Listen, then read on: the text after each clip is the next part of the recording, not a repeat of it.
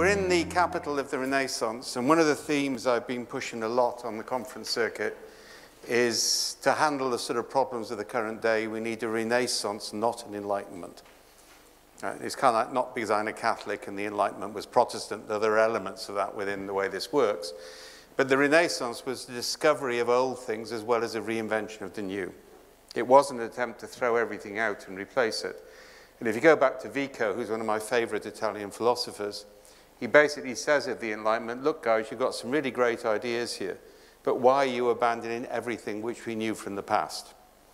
I've just come back from Australia, where we've been combining our research techniques with indigenous people in Australia, and the things they know about the land which we've lost completely. So this concept of Renaissance is a concept of the old and the new, reimagining, rediscovering, and I want to hold that theme. I'll talk in a minute or two about one of the key complexity concepts, which is distributed decision-making, which is very different from delegated decision-making. And distributed decision-making is one of the ways we overcome those sort of problems. So you'll start to see these come through. So let's go through some basic science, and sorry for people who've seen this before, but it's a basic one. First one is this. For some reason we don't understand, radiologists have offended the cognitive neuroscience community. They obviously did something really evil at some point in their past, so all the experiments are run on them. So if you give radiologists a batch of x-rays and ask them to look for anomalies, and on the final x-ray you put a picture of a gorilla which is 48 times the size of a cancer nodule, then 83% of radiologists will not see it, even though their eyes physically scan it. And the 17% who do see it come to believe they were wrong when they talk to the 83% who didn't. This is called inattentional blindness, and it's a part of what we are as a species. If you think about the early hominids, the way you make decisions is you scan about 3 to 5% of the available data. That's the most you'll take account of. That triggers a series of memories, and they're not just cognitive. We're into post-Cartesian models of consciousness now.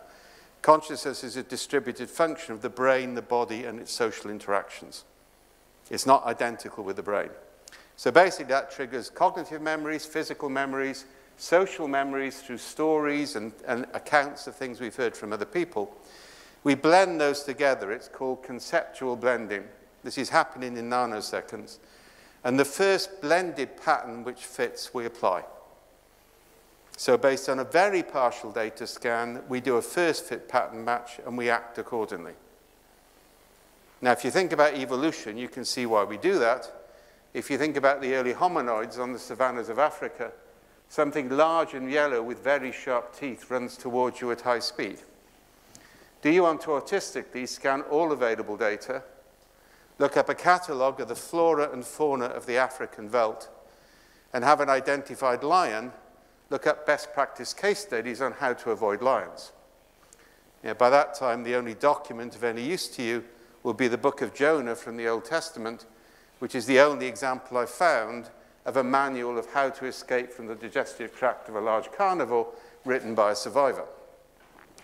We evolved to make decisions very, very quickly, privileging our most recent collective or individual experiences. And that's how you all make decisions. And that isn't going to change. So build in decision support systems and strategy processes based on the assumption that if everybody has the right information and the right training, they will make the right decisions, is fundamentally flawed. So we have to rethink that one a little bit because it's going to be different. Oh, and by the way, we have to find the 17% before they talk to the 83%. Yeah, and actually the golden news on this is there are huge opportunities out there waiting to be discovered, but we don't see them because we do not see what we do not expect to see. And if you come to myself, Gary Klein, who's one of the other 5 schools of sense-making, Brenda Dervin, what all of us say is there's no such thing as a cognitive bias. They are all cognitive heuristics. In evolutionary terms, they all have advantages at a species level, which is why they've evolved. So trying to overcome them, again, is a fundamental mistake. Being aware of them, that's different, but you can't overcome them. And I'll talk about some methods for that in a minute. The second thing is I assume that all of you who have children tell them stories. Everybody, bedtime stories, things like that. Do you tell them stories about how Janet and John stayed at home, conformed with the family mission statement, achieved the family KPIs? I mean, you don't tell stories like that, do you? Basically, all fairy stories in all storytelling traditions, basically have doom, disaster, despondency, despair, and failure built into them. We have a happy ending because we kind of like want them to sleep at night, but we hold that off as long as possible because we want to scare, to use an Irish phrase, the living Jesus out of them, because actually sharing failure is a more successful evolutionary strategy than sharing success. The human brain actually picks up on failure faster than success. What stories spread around companies? Stories of failure, stories of success. We evolved as malicious gossips because it has evolutionary advantage. We actually now build worse practice systems for companies. Worse practice systems have more learning in them than best practice systems. You can use fiction to create them. Fiction evolved so we could share ideas of failure which were purely fictional or which were true, but we don't want to say we did it. One of the things, there's lots of things we do with fiction in that way. One of the things we now do on mission statements, anybody got a corporate mission statement? Remember them? Okay, mission statements started with ACOF. Then the consultants stopped making money out of them, so they decided we'd have common values. Everybody remember that period? Then that sort of got a bit boring, so they created purpose. Somebody made a lot of money out of the book on purpose. And just to scare you, the next book coming out is called Deep Purpose. So the cycle is about to start again. And each time we go around this cycle, the same consultants sit with the same executives and write the same platitudes on the same flip charts. And their poor employees, it's like Moses comes down from the mountain with the tablets and you're all meant to follow it. We take a different approach. We actually agree the defining stories of what we don't want to be. Because that actually is much easier to get a consensus, and it leaves open possibilities that we couldn't have anticipated, which we can explore. And if you look at the Bible, it tells enigmatic, it asks questions through stories, or it makes you aware of what you shouldn't do. It never really tells you what you should do. And that's true of all storytelling traditions. So, and also, by the way, narrative is still the fundamental sense-making method of everybody. I've done loads of work with engineers over the world. The real learning is done through micro-stories over a beer in a shift change. So if we can capture and use those stories, that's very effective. And I can do more about that in tomorrow's masterclass. And the final one is complexity. This has now become fashionable. The world and his wife now have complexity methods. It's just getting really terrible because they're reading the Wikipedia entry on it, and that's the limit of their study before they create a certification in it. So we're trying to get some authenticity into this. The best metaphor I've ever seen for complexity is from Alicia Gerraro. She says it's like bramble bushes in a thicket. Bramble bushes are those sort of very thorny things which produce wonderful fruits, and a thicket is a small woodland. Now aside from long-distance cycling, I do 200 kilometers on that cycle. I also love long-distance walking. And I go walking with two doctors, which you would think was a good idea, except that one of them insists on, he doesn't like tracks. If you've ever been led into actually a small woodland stocked with bramble bushes because he wants to discover a 19th century Welsh ruined farm, you kind of like realize the danger of entanglement. Everything is connected with everything else. You can't actually take it apart and put it back together again. If you go to the Greek and Latin roots of the words complexity and complicated, complicated is to fold, and if you fold something, you can unfold it. Complex is to entangle, and you can't untangle something once it's entangled.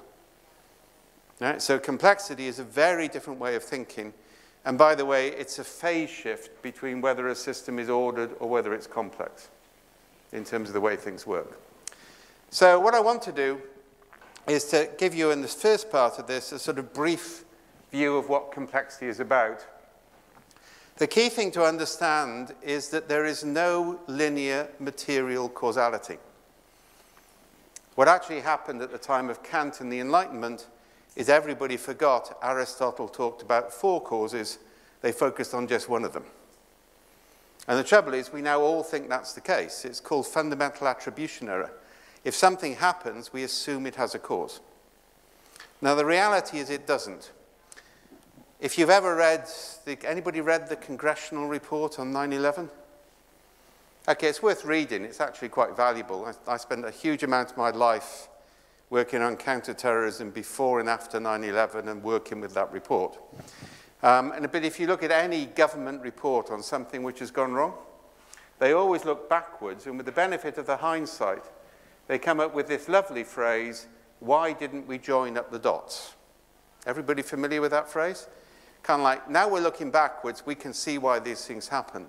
So if somebody been trained to take off and fly but not land, we now realize the significance of it, so we celebrate that person, we promote them, and we write new laws and new procedures so that that won't happen again.